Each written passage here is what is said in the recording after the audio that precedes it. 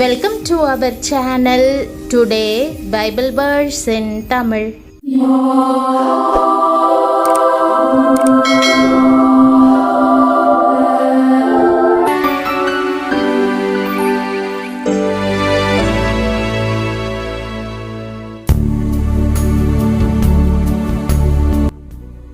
இன்றைய வசனம் சங்கீதம் 103:13. கிறிஸ்துவுக்குள் பிரியமானவர்களே, நம்முடைய ஆண்டவரும் இரட்சகருமான இயேசு கிறிஸ்துவின் வல்லமையுள்ள நாமத்தில் உங்களை வாழ்த்துகிறேன். நம் பரம தகப்பனின் இருதயம் தம் பிள்ளைகள் அனைவர் மேலும் இரக்கத்தால் நிறைந்ததாய் இருக்கிறது. தகப்பன் தன் பிள்ளைகளுக்கு இறங்குகிறது போல கர்த்தர் தமக்கு பயந்தவர்களுக்கு இறங்குகிறார் என்ற வாக்குதத்த வசனத்தை இன்று நாம் தியானிப்போம். எவ்வளவு அன்பான வசனம் இது! நம் பரம தகப்பனின் இருதயம் தம் பிள்ளைகள் அனைவர் மேலும் இரக்கத்தால் நிறைந்ததாய் இருக்கிறது. கர்த்தருக்கு பயப்படும் பயத்தில் நடப்பவர்கள் கிருபையை பெற்றுக்கொள்வார்கள் என்று வேதம் கூறுகிறது. கர்த்தருக்கு பயப்படும் பயத்தில் நடக்க வேண்டும் என்பதே தேவன் எனக்கு கற்றுக் கொடுத்த முதல் பாடம். அந்த பரிசுத்த பயமானது பயங்கரமல்ல, அவரோடு நம்மை கிட்டி சேர்க்கும் ஆழமான மரியாதை கலந்த அன்பான பயபக்தியாகும். தேவ பயம் நமக்கு இருந்தால் அவரது கிருபை நம்மை தொடரும். தேவனுடைய இருதயத்திற்கு ஏற்றவனாயிருந்த தாவீது இதை ஆழமாய் அனுபவித்தான். கொடிய இடுக்கணில் அகப்பட்டிருக்கிறேன், இப்போது நாம் கர்த்தருடைய கையிலே விழுவோமாக, அவருடைய இரக்கங்கள் மகா பெரியது என்று கூறினான். பிரியமானவர்களே, நீங்கள் இன்று கொடிய இடுக்கணில் இருக்கிறீர்களா? வேதனையும் நிச்சயமின்மையும் உங்களை சூழ்ந்திருக்கிறதா? ஆண்டவர் மனதுருக்கமுள்ளவராய் இருக்கிறார் என்பதை மறந்து போகாதிருங்கள். அவரது கரங்களில் விழுந்திடுங்கள். அவர் ஒருபோதும் உங்களை கைவிட மாட்டார். தேவ இரக்கத்தை குறித்த சாட்சிகள் வேதாகமத்தில் அநேகமாய் இருக்கின்றன. அவருக்கு விரோதமாக நாங்கள் கலகம் பண்ணி அவருடைய சத்தத்துக்கு செவி கொடாமற் போனோம். ஆனாலும் எங்கள் தேவனாகிய ஆண்டவரிடத்தில் இரக்கங்களும் மன்னிப்புகளும் உண்டு என்றும், நீர் இரக்கமும் மன உருக்கமும் நீடிய சாந்தமும் மிகுந்த கிருபையும் உள்ளவரும் தீங்குக்கு மனஸ்தாபப்படுகிறவருமான தேவன் என்று அறிவேன் என்றும் வேதத்தில் வாசிக்கிறோம். இரக்கமே நம் தேவனின் சுபாவமாகும். அநேக வேளைகளில் நாம் பாடுகளின் வழியாக கடந்து செல்லும் போது நம்மை தேற்றுவதற்கும் உதவுவதற்கும் சுற்றிலும் இருப்பவர்களை நோக்குகிறோம். ஆனால் மக்கள் நமக்கு உதவி செய்ய தவறிவிடலாம். பிரியமானவர்களே, மனுஷனை சார்ந்திருப்பதற்கு பதிலாக தேவனிடம் ஓடுங்கள். முடிவில்லாத மனதுருக்கம் அவரிடம் மாத்திரமே உண்டு. நாம் இரக்கத்தை பெறவும் ஏற்ற சமயத்தில் சகாயம் செய்யும் கிருபையை அடையவும் தைரியமாய் கிருபாசன தண்டையிலே சேர கடவோம் என்று வேதத்தில் வாசிக்கிறோம். நீங்கள் தாழ்மையுள்ள இருதயத்துடன் தேவனிடம் செல்லும் போது தமது சமூகத்திற்குள் அவர் உங்களை வரவேற்கிறார். அங்கே நீங்கள் மன்னிப்பை, பலனை, சமாதானத்தை கண்டடையலாம். நீங்கள் சிந்தும் ஒவ்வொரு துளி கண்ணீரையும் அவர் காண்கிறார். உங்கள் இருதயத்தின் பெருமூச்சுகளை எல்லாம் அவர் கேட்கிறார். உதவிக்காக நீங்கள் கூப்பிடும்போது அவர் இரக்கமுடன் பதிலளிப்பார். பிரியமானவர்களே, நம் நற்கிரியைகளின் அடிப்படையில் தேவ கிருபை கிடைக்காது.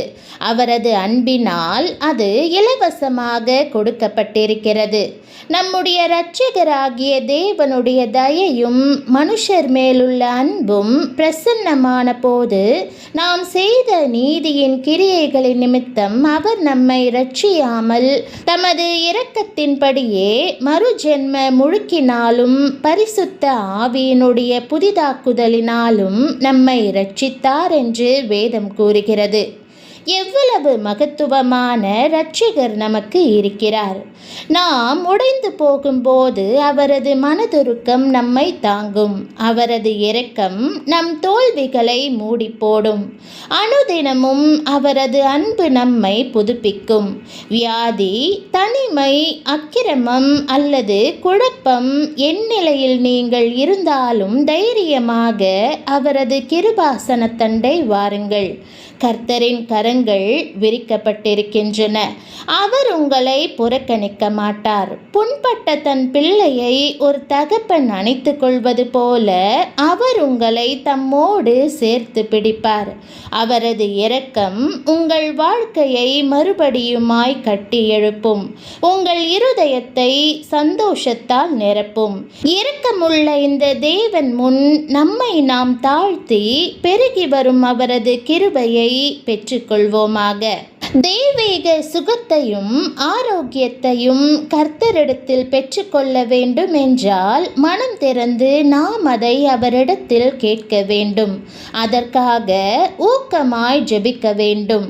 வேதம் சொல்லுகிறது, தகப்பன் தன் பிள்ளைகளுக்கு இறங்குகிறது போல கர்த்தர் தமக்கு பயந்தவர்களுக்கு இறங்குகிறார். அந்நாட்களில் எசேக்கியா வியாதிப்பட்டு மரணத்துக்கு ஏதுவாய் இருந்தான். அப்பொழுது ஆமோத்சின் குமாரனாகிய ஏசாயா என்னும் தீர்க்கதரிசி அவனிடத்தில் வந்து அவனை நோக்கி, நீர் உமது வீட்டு காரியத்தை ஒழுங்குபடுத்தும். நீர் பிழைக்க மாட்டீர், மரித்து போவீர் என்று கர்த்தர் சொல்லுகிறார் என்றான். அப்பொழுது எசேக்கியா தன் முகத்தை சுவர்புறமாக திருப்பிக் கொண்டு கர்த்தரை நோக்கி, கர்த்தாவே, நான் உமக்கு முன்பாக உண்மையும் மன உத்தமமுமாய் நடந்து உமது பார்வைக்கு நலமானதை செய்தேன் என்பதை நினைத்தருளும் என்று விண்ணப்பம் பண்ணி எசேக்கியா மிகவும் அழுதான். அப்பொழுது ஏசாயாவுக்கு உண்டான கர்த்தருடைய வார்த்தையாவது, உன் தகப்பனாகிய தாவீதின் தேவனாயிருக்கிற கர்த்தர் சொல்லுகிறது என்னவென்றால், உன் விண்ணப்பத்தை கேட்டேன், உன் கண்ணீரை கண்டேன். இதோ உன் நாட்களோடே 15 வருஷம் கூட்டுவேன். கர்த்தர் அப்படி சொன்னவுடனே எசேக்கியா ராஜா குணமடைந்தார். அவருடைய ஆயுசின் நாள் கூட்டப்பட்டது. ஆரோக்கியமும் பலனும் அடைந்தார். சற்று சிந்தித்து பாருங்கள். ஒருவேளை எசேக்கியா ராஜா ஜெபம் பண்ணாமல் இருந்திருப்பார் என்றால் தனது வியாதியிலேயே மரணமடைந்திருக்க கூடும். எசேக்கியா ராஜா கர்த்தரை விசுவாசித்தார். தன்னுடைய ஜெபத்திலே நம்பிக்கை வைத்தார். கர்த்தர் ஜெபத்திற்கு மனமிறங்கி பலனளிப்பார் என்கிற விசுவாசத்தோடு ஜெபித்ததினாலே அற்புத சுகத்தையும் நீடிய ஆயுளையும் பெற்றுக்கொண்டார். மோசேயின் சகோதரியாகிய மிரியாம் குஷ்டரோகத்தினால் வாதிக்கப்பட்ட போது மோசே அவளுக்காக ஜெபம் பண்ணி, என் தேவனே அவளை குணமாக்கும் என்று கெஞ்சினான். கர்த்தர் மனமிறங்கி அவளை சுகமாக்கினார். அபிமலேக்கு என்ற ராஜா பாவம் செய்தபடியினால் கர்த்தர் அவன் வீட்டின் கர்ப்பத்தை எல்லாம் அடைத்து போட்டார். அபிமலேக்கு தன் பாவங்களுக்காக மனஸ்தாபப்பட்டான். ஆபிரகாம் அவனுக்காக வேண்டுதல் செய்து ஜெபித்தபடியினால் கர்த்தர் அவன் வீட்டாரை குணமாக்கி பிள்ளை பெறும்படி அனுக்கிரகம் பண்ணினார். தாவீது ராஜா பலமுறை வியாதிப்பட்டு மரண தருவாய்க்குள்ளானார். ஆனாலும் அவர் ஜெபம் பண்ண மறந்ததே இல்லை. என்னை குணமாக்கும் கர்த்தாவே, என் எலும்புகள் நடுங்குகிறது, என் ஆத்துமா மிகவும் வியாகுலப்படுகிறது. கர்த்தாவே, எதுவரைக்கும் இறங்காதிருப்பீர் என்று ஜெபித்தார்.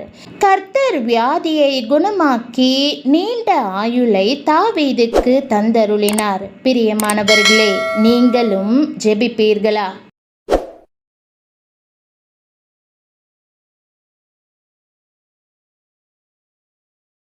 ஜெபம். அன்பின் பரம தகப்பனே, உம்முடைய பெரிதான மனதுருக்கத்திற்காகவும் இரக்கத்திற்காகவும் ஸ்தோத்தரிக்கிறேன்.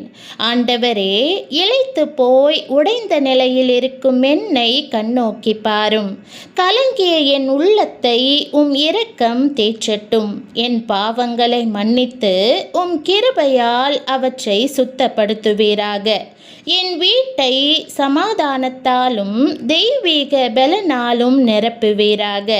ஆண்டவரே, என் வாழ்விலிருந்து வியாதியையும் பயத்தையும் வேதனையையும் அகற்றுவீராக. உம் பரிசுத்த ஆவியை என் மேல் ஊற்றி என் உள்ளத்தை புதுப்பியும். எப்போதும் கர்த்தருக்கு பயப்படும் பயத்தில் நடக்க எனக்கு உதவ வேண்டும் என்று இயேசுவின் நாமத்தில் ஜெபிக்கிறேன் நல்ல பிதாவே, ஆமேன்.